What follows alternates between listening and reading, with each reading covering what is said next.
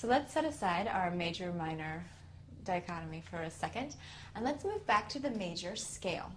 As we had discussed, they understand that it goes from do to do. It's got these notes in between. Every note has to be accounted for. I have to have an A, I have to have a B, a C, a D, an E, an F, and a G. I must have all 7 notes. I can't have 2 of any note, and I must get from A to A, or whatever it is.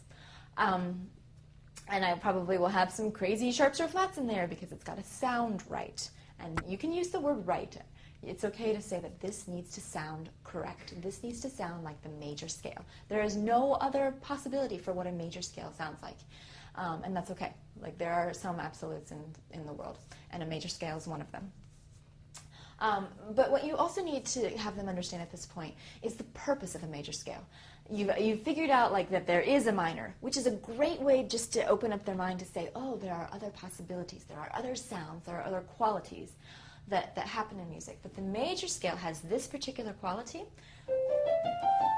no other, and it's teaching, or it's giving us a set of notes. It's just like a painter.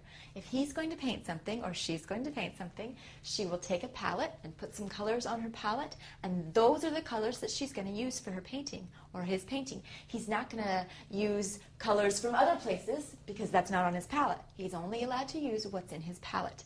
And here are your paints that you're allowed to use. You're allowed to use these colors. C, D, E, F, G, E, A, B, C. Those are the only colors you're allowed to use. You're not allowed to use a C-sharp color or a A-flat color. None of those are cool. You're only allowed to use those. And that really helps them give some idea, like, why are we doing the scale? What does it matter? What is it, like, how does it apply to the music that I'm playing?